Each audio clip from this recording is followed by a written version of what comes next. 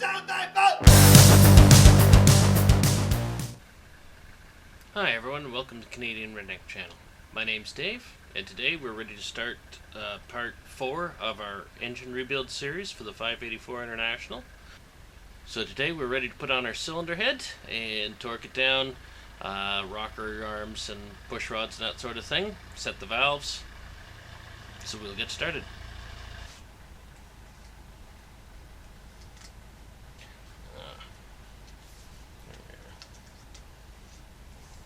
There we go. That's more like it. You want to make sure that you get everything, all the holes lined up and everything, because it looks very similar right side up as it does upside down, but the holes only line up one way.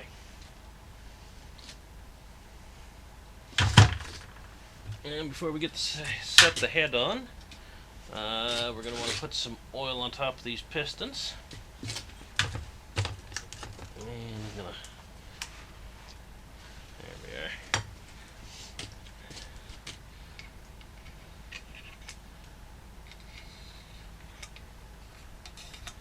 Just make sure we got some lubrication in the cylinders before the engine starts up.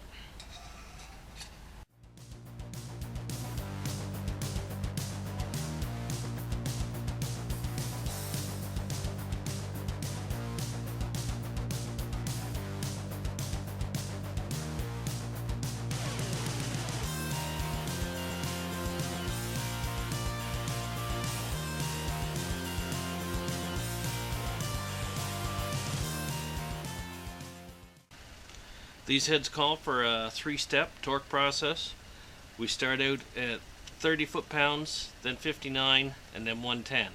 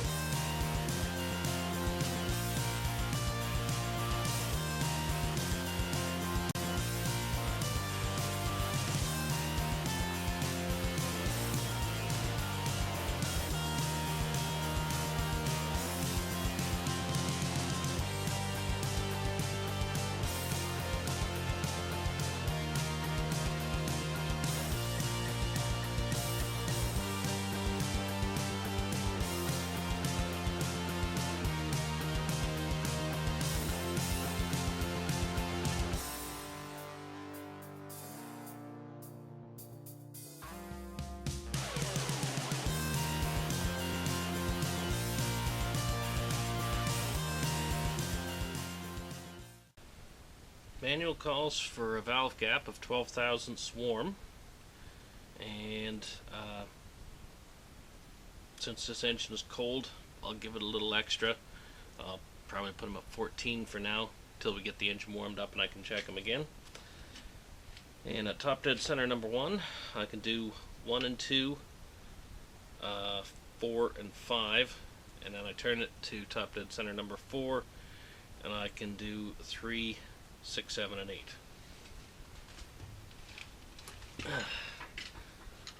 So we release the lock nut, and then we can turn the adjusting screw.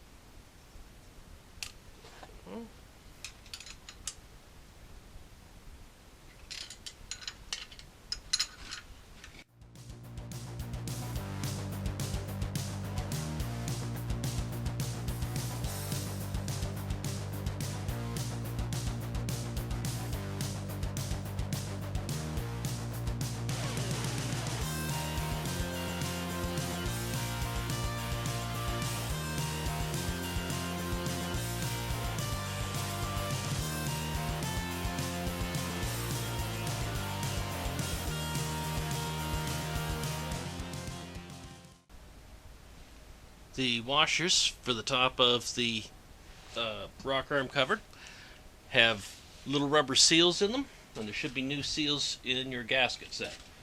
And so it's a good idea to change those out. Since we're going to be lifting this cover off to reset the valves and retorque the head, we'll just be putting them on finger tight.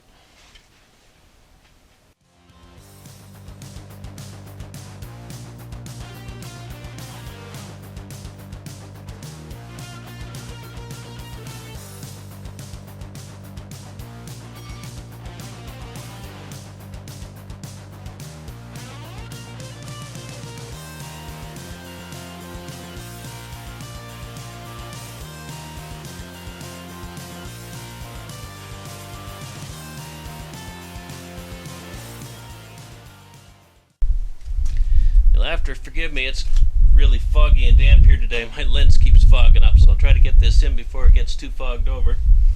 We'll put our injectors in, and just a second. Yeah, we're fogging up fast. We're going to be putting our injectors in, and the leak-off line goes towards the rocker arm cover. These fit down in, and you can see it's got a rubber O-ring here, and these fit down in. These fit down in with this U-shaped clamp holding them in place, and it was recommended to me that we just set these in and put the clamps on loose, whirl the engine a couple of times to make sure we've blown any dust and debris out of the injector ports, and then this rubber O-ring just slides down tight against the head to keep dirt out.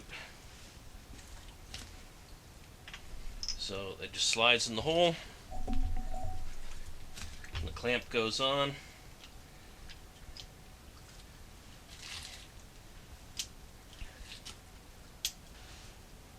The clamps have a little tapered washer, and the clamps have a chamfered hole in them for the bolt to go into.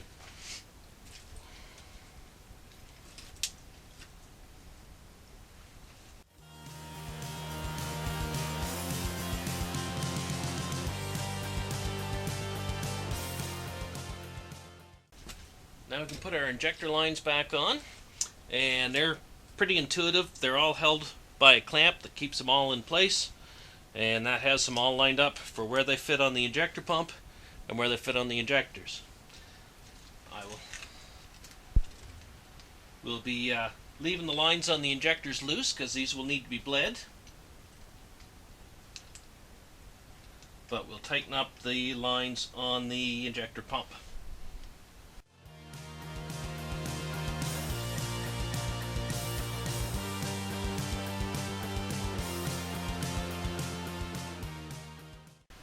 We've reached the end of the trail for this video, so in the meantime I will be putting a coat of paint on this engine, and that way it'll be ready for our next video where we will be installing our clutch and putting the engine back in the tractor.